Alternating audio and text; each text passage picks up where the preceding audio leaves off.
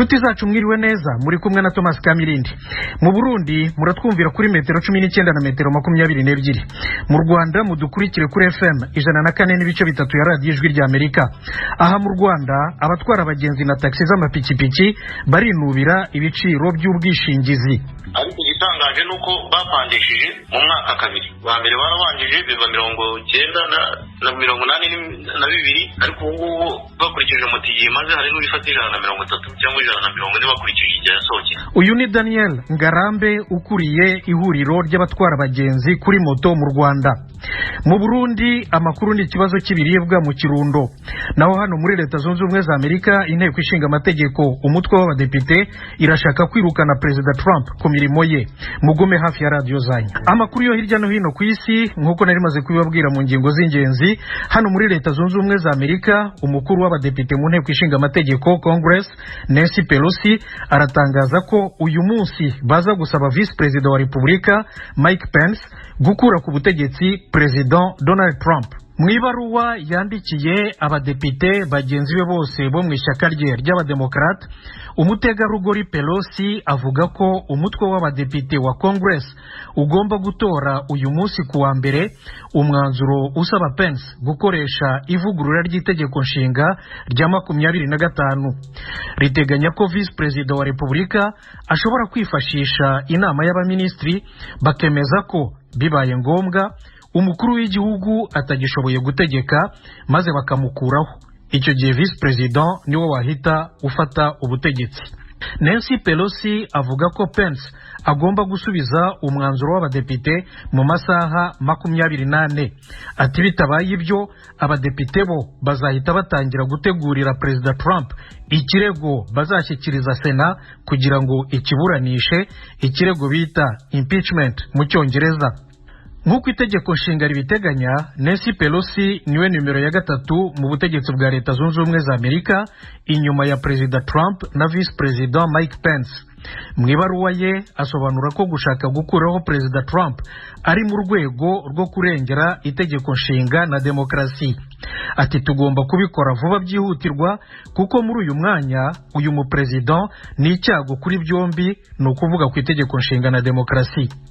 Buri munsi abanyapolitiki bo mu mashyaka yombi, abademokrate n'abarepublikani, bagenda biyongera basaba ko President Trump agomba kuva ku butegetsi vuba atararangiza manda ye mu minsi 9 iri imbere. Bashaka kumuryoza igitero abayoboke be bakoze kuwa 3 w'icyumweru gishize ku ngoro y'inteko ishinga amategeko cyaguyemo abantu 5. Bavuga ko President Trump ari we nyirabayazana wacyo. Kugeza ubu we cyangwa ibiro bye ntacyo baravuga ku migambi yo kumukura ku butegetsi. Muracyumva Radio Ijwi rya Amerika. Abakozi barenga 250 b'abanyamahanga muri Republika ya Centrafrica biganjemo abashinwa bahungiye muri Cameroon. Bavuga ko bibasiwe n'intambara yakurikiye amatora yo muri icyo gihugu cya Centrafrica. Eugenie Mukankusi yaduteguriye inkuru. Abakozi b'abanyamahanga bahungiye mu mujyi wa Garoua-Bule uri hafi y'umupaka bavuga ko bibasiwe n'uduco tw'abarwanya ubutegetsi batishimiye ko Perezida Faustin Archange Touadéra yongeye gutorwa. Liu w'imyaka 43 yiyita umuvugizi w'abakozi b'abashinwa bahungiye urwo rugomo muri Cameroon. Avuga ko abacuruzi 153 b'abashinwa, abubatsi n'abandi bose bakora mu bucukuzi bw'amabuye y'agaciro bahungiye muri Cameroon mu cyumweru gishize.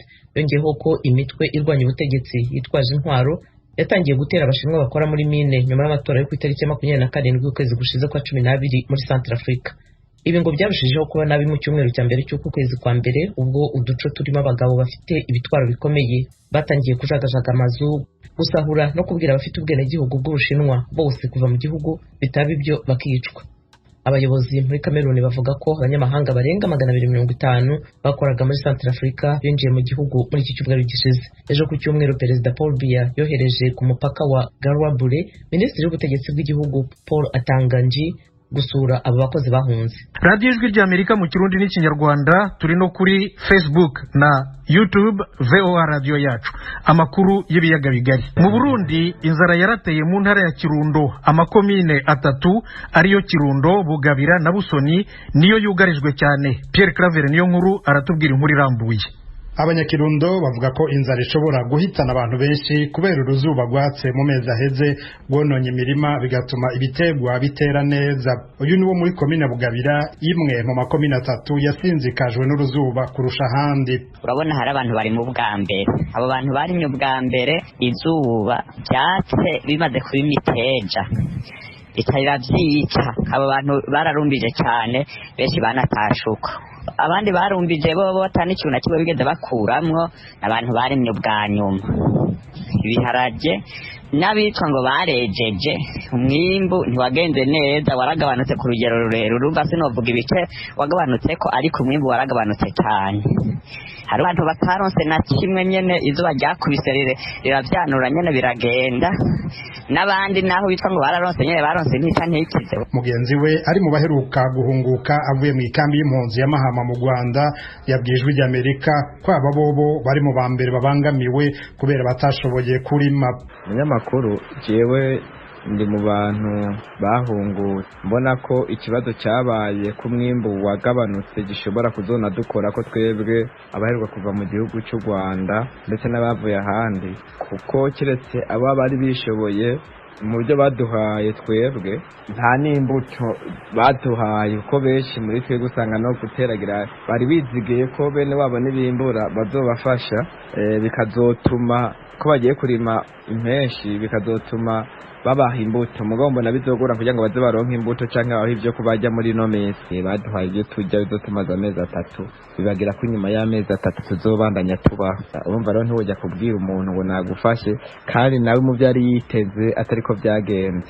Kenshi ngo zishingira ku biharage, gusanga ahanini atabiterwa mbumbarugo bafise nk'ibijumbo, imyumbati bidahari cyane. Iyo rero ibiharage biteze neza kubera yuko ibyo usanga bakuramwo byose, inzara ishobora gutera ije imbere. Komine Kirundo, Bugabira na Busoni nizo zibangamiwe kurusha izindi. Abanyagihugu bemeza ko hari imiryango myinshi itazokwimbura n'ikiro kimwe cy'ibiharage. Bamwe muri bo mbere baramaze gutangura guhungira mu ntara za Muyinga, Ngozi na Ruyigi. Ikibajana nk'uko babivuga no guca ingero no kurondera aho boba barabaye, basaba imfashanyo zihuta.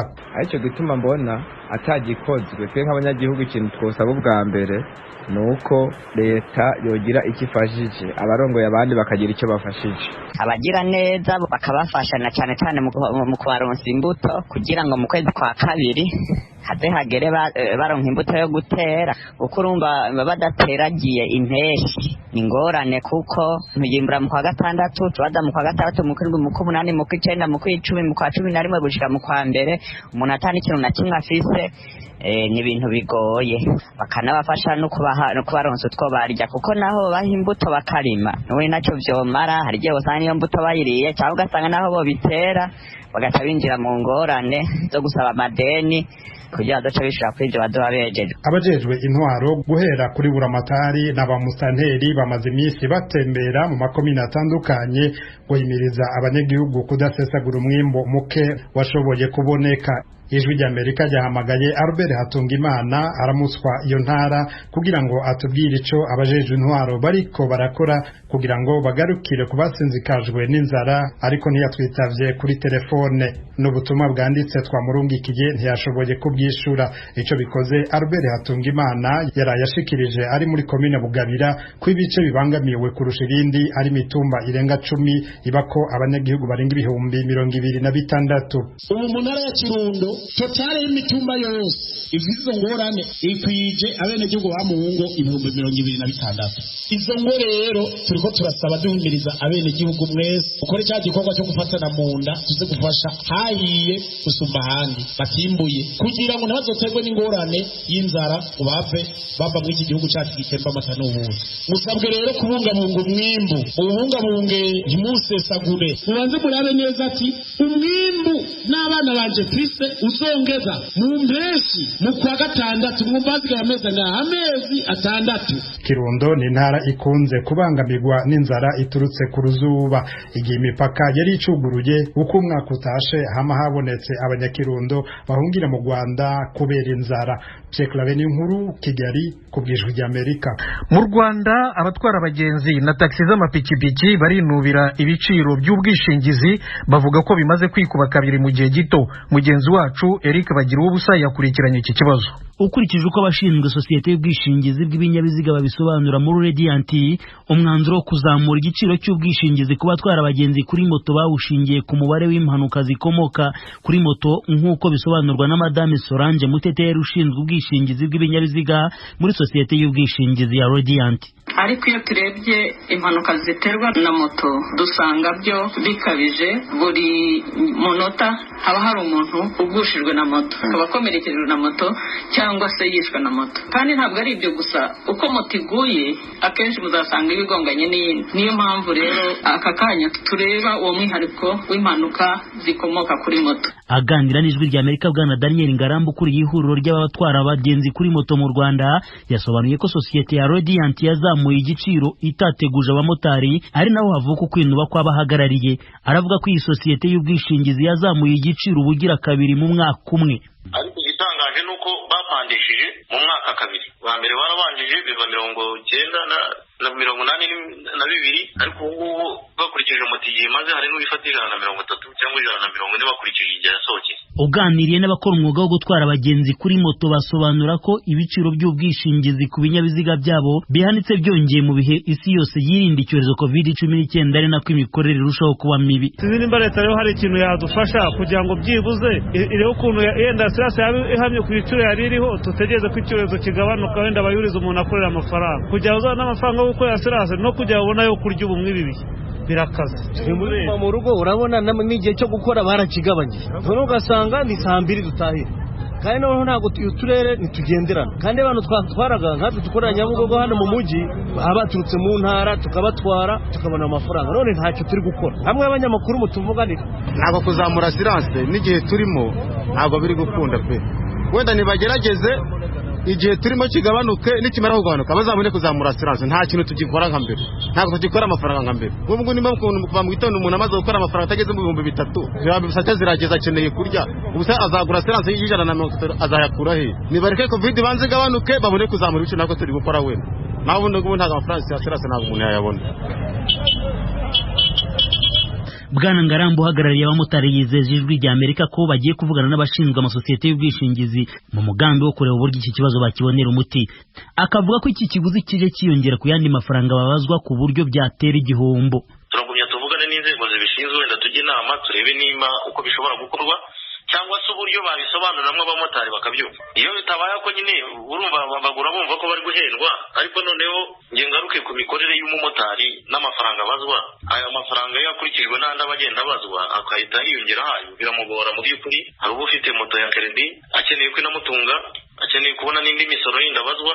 Ubwo rero ibyo byose iyo bihuriranye no mu mwaka bituma akora akavunika cyane, cyangwa se ugasanga byamuteza n'igihombo. Ku kivugwa na sosiyete y'ubwishingizi ya Radiant ko abatwara abagenzi kuri moto aribo baca agahigo mu guteza impanuka nyinshi, abamotari bo bakavuga ko byasaba kubikorera ubushakashatsi kuko bemeza ko badakora impanuka hagati yabo bwabo, ahubwo ko bakunze kugongana n'ibindi binyabiziga. Icyo twagakoze ubushakashatsi, moto zigongana moto kuri moto cyangwa zigongwa n'amamodoka. Natwe ukuntu tugenda mu muhanda ikoze ubushakashatsi, imibare iza kenshi ni imodoka biga zigongana na moto zigongana ubwazo nizo nkeya. Twebwe icyo tureba bakazamura siranse ariko nabo bagashyira mu gaciro. Harimo gukabya kurenze, rumva niba ufata moto siranse ukayizamura mu mwaka umwe inshuro 2. Kugeza ubu Radiant niyo yonyine rukumbi yishingira abatwara abagenzi kuri moto hose mu Rwanda. Ba nyir'ubwite bumvikanisha ko izindi sosiyete z'ubwishingizi zibashyiraho amananiza zikazamura ibiciro zanga guhomba, nk'uko Bwana Ngarambe yabisobanuriye ijwi rya Amerika. Andi masiranse ahubwo yanze abamotari azamura ibiciro. Andi masiranse yanga kujya kwihuza na systeme ya Rura rero Radiant nizo yadutangarije ko zujuje ibisabwa. Imibare itangwa na sosiyete y'ubwishingizi ya Radiant igaragaza ko mu mwaka ushize 2020 abamotari bishyuye isosiyete amafaranga asaga miliyari 2 na miliyoni 400, ariko iza kwishyura asaga miliyoni 4 na miliyoni 764 z'amafaranga ku bakomerekeye cyangwa baguye mu mpanuka, ikabarura igihombo cya miliyari ziri hejuru y'ebyiri z'amafaranga, ari nayo ntandaro yo kuzamura igiciro cy'ubwishingizi bwa moto. Sosiyete ya Radiant isobanura ko kugeza ubu amafaranga yakira kuri moto imwe ari 102 angana na 279 ku munsi y'ubwishingizi hatabariwemo akatwa ajya mu misoro. Icyakora abahagarariye abamotari bagakomeza kuzamura impungenge ko igihe iki giciro cy'ubwishingizi cyakomeza gutumbagira byazaba intandaro yo kujya babona abamotari bishora mu mihanda nta bwishingizi. Sosiyete ya Radiant ariko igakomeza kurema agatima bazajya bitwara neza ko niba badakora impanuka hashobora kuzajya habaho ubwumvikane bakagabanyirizwa ku giciro bishyura.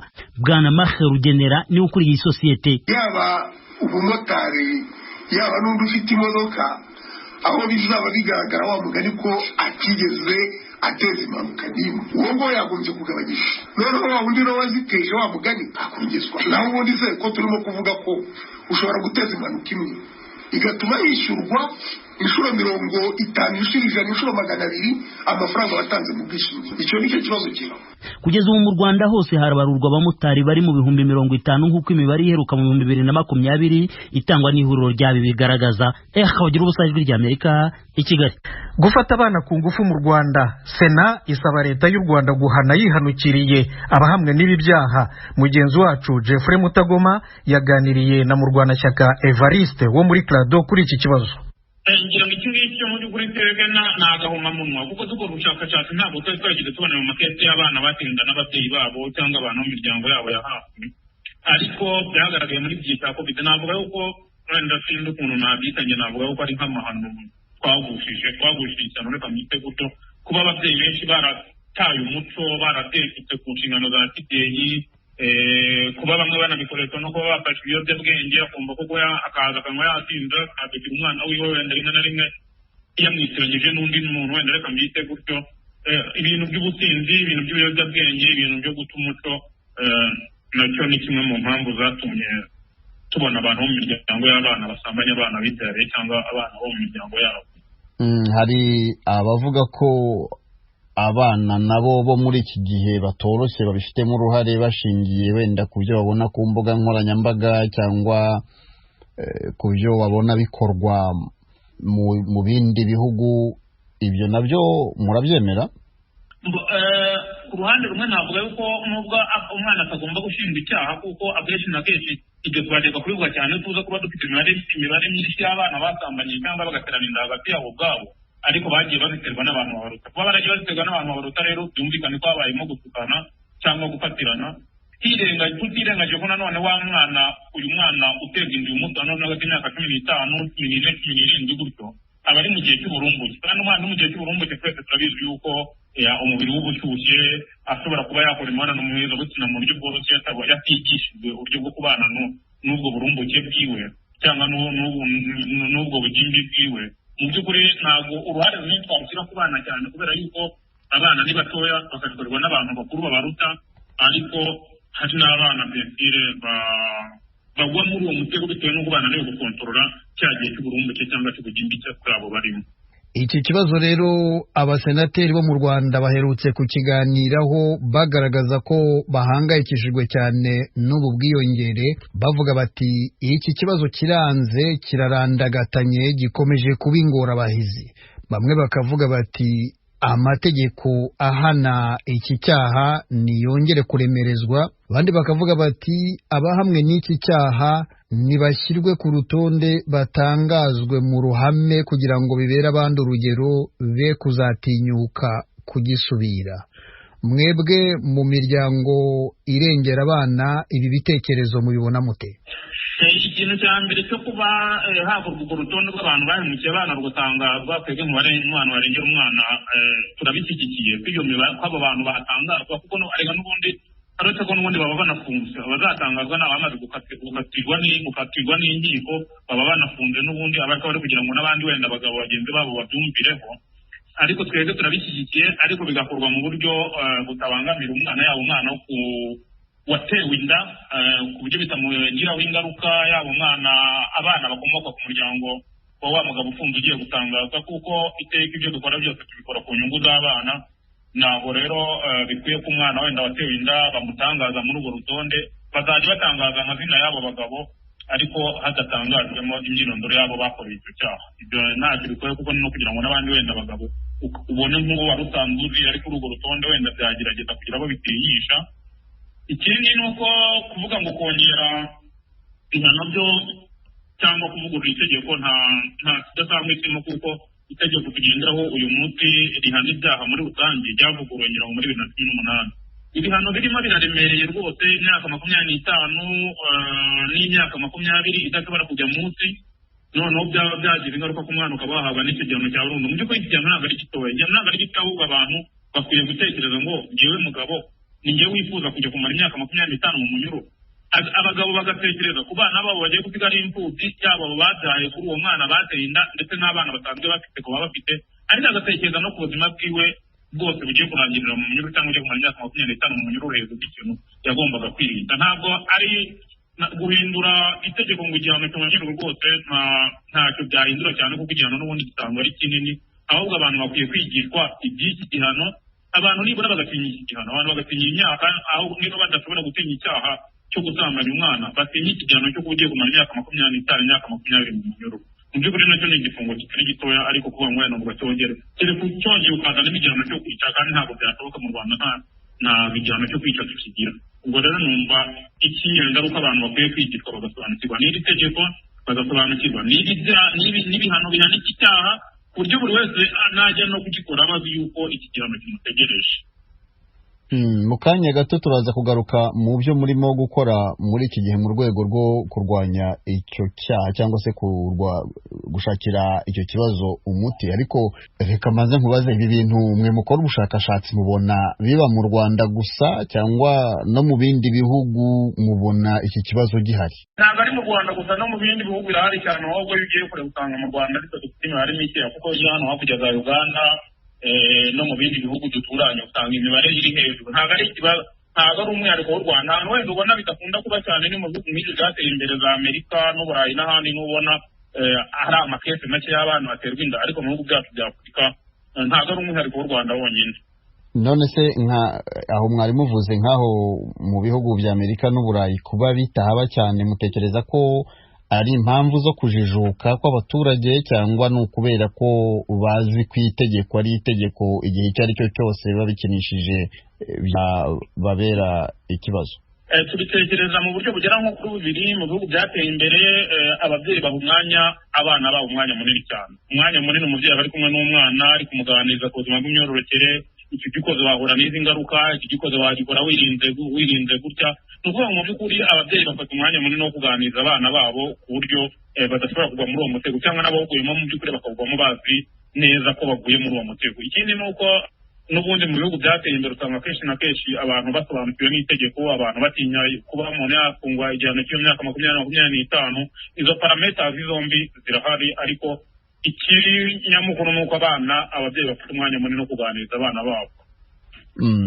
Reka noneho tugaruke ku cyo mwebwe impirimbanyi z'uburenganzira bw'abana mukora muri iki gihe. Ibyo bintu ko byanze bikarandagatana bigakomeza kuba, nubwo umaze kumbwira ko biri mu bihugu hafi byose, mwe iyo ntambara murimo murayirwana mute, murakora iki? Intambara n'ubundi tukirwana nk'uko nigeze kubikubwira ubushize ko twatangije ubukangurambaga cyangwa dukomeje ubukangurambaga bwo kuganiriza abana kugira ngo nabo bagire uruhare muri iyi ntambara ibugarije. Ikindi ni uko dukorana n'inzego zose, hakabaho gushakisha bano bantu bateye bano bana inda, aho bishoboka bagakurikiranwa. Ndetse twebwe nka karado by'umwihariko twazanyemo n'ikindi kintu cyo kuba twarashyizeho abavoka bo gufasha bano bana kuregera indishyi, kuko wasangaga umwana avuga ati ngiye sindatanga amakuru ku muntu wanteye inda, kuko nibamara kumupima imyaka 25 nta kintu nzabona, wenda yari kuzajyamo 1000. Ariko ubu twashyizeho abavoka bo kubafasha kuregera indishyi ku buryo urubanza rurangira cyangwa rutangira hari umwavoka uri gufasha wa mwana. Nubwo bitaragera kuri bose, ariko twarabitangiye dufatanyije na Minisiteri y'Ubutabera, ku buryo nkeka ko nabyo ni bimwe mu bizatanga igisubizo ku buryo abana bazatinyuka kujya batanga amakuru ku byabayeho, kubera ko bazi ko bazabona indishyi. Ikindi ni ubukangurambaga n'ubundi mu bantu bose, gukangurira abagabo kwirinda abana, gukangurira abagabo bijyanye n'uburyo iki cyaha kigira ingaruka mu buryo bubiri, kigira ingaruka ku bana babyaye, kigira ingaruka kuri bo ubwabo bagiye kumara ubuzima bwabo mu munyururu cyangwa imyaka 25, kugira ngo buri muntu wese nk'uko nanibivuze nibura aho gutinya icyaha atinye n'itegeko, atinye n'iki gihano mu by'ukuri ko kimutegereje. N'ubukangurambaga mu mashuri, ibiganiro ku maradiyo, ni ubukangurambaga mu by'ukuri n'ubuvugizi aho bishoboka, kugira ngo leta igire icyo ikora. Niba ari ukongeramo ingengo y'imari yo ku bijyanye no gukumira, leta ibe yakongeramo iyo ngengo y'imari. Ariko natwe turi mu rugamba rwo gufatanya n'izindi nzego zose kugira ngo dushyire ingufu nyinshi cyane mu gukumira kurenza uko turi guhangana n'ikibazo twamaze guhura nacyo. wari uvuze ku kintu cyo kuregera indishyi abavoka gufasha abana kuregera indishyi kuba byaba byabayeho, hari abamaze kuregera indishyi no kuzihabwa bagaragaye? twebwe nka karado by'umwihariko abantu tumaze gufasha abana 20 kuregera indishyi, muri bo imanza 5 twabashije kuzitsinda, reka mbyite gutyo ku buryo n'indishyi urukiko rwamaze kuziporonosa. Hari bamwe batangiye kuzihabwa ariko n'abatarazihabwa harindiwe yuko abahesha b'inkiko bajya kurangiza izo manza. Ntago mu guca indishyi harebwa ku bintu bigera nko kuri 2. Harebwa ku bushobozi bw'uwo mugabo wakatiwe ugomba gutanga indishyi, akareba ku muryango asanzwe afite, niba yari asanzwe afite abana. Itegeko rivuga ko bagomba no kureba no kuri side y'abana basigaye atarabadaye ahandi bakagera indishyi. Kugeza uyu munsi ni 1 miliyoni, 2 miliyoni biterwa n'ubushobozi bw'uwateye inda ndetse n'umuryango afite, ku buryo nibamuca n'indishyi bitazahungabanya n'umuryango usigaye. Depite Frank Habineza wo mu ishyaka riharanira ibidukikije mu Rwanda yavuze ko hari n'ababyeyi bamwe bahitamo kwicecekera cyangwa se bagahishira ababa bakoreye abana babo ibyamfura mbi rimwe na rimwe kubera ko aba ari abantu bo mu muryango cyangwa se hari izindi mpamvu zituma badashaka kubashyira ku karubanda. Icyo kibazo mwe mu baharanira uburenganzira bw'umwana mukibona muti? N'ubundi biracyagaragara kuko ngira ngo nk'uko tugenda tubibona dukurikije n'amakuru tuvana mu butabera, kugeza uyu munsi nta nubwo twageza kuri 20% y'abakurikiranweho kino cyaha ku bagikora. Ibyo bigaterwa, ntabwo biterwa n'uko leta idafite ubushake bwo kubahana, ntabwo biterwa yuko inzego zacu z'umutekano zidafite ubwo bushobozi, ahubwo biterwa n'uko amakuru akabura, ugasanga ya miryango yo kubana iri kunga abana n'ababateye inda, ugasanga ngo ntitwizemo tujye kuvuga umuntu wateye umwana wacu inda kandi wenda dufitanye isano. Mu by'ukuri ibyo nabyo biracyari, ndetse na cyane ku buryo niyo mpamvu abagezwa imbere y'inkiko kugeza umunsi ari bakeya. Ibyo bintu mubyitwaramo mute? Icyo dukora n'ubundi ni ugukangurira iyo miryango ko ari uburenganzira bw'umwana kugira ngo ahabwe ubutabera, ndetse no kubamenyesha ko udatanga amakuru ku mwana wahohotewe kandi ubizi nacyo ari icyaha ndetse kinafungirwa, gishobora no gufatwa nk'ubufatanyacyaha, bamara gusobanukirwa ko nabo hari ibihano bishobora kuba bahura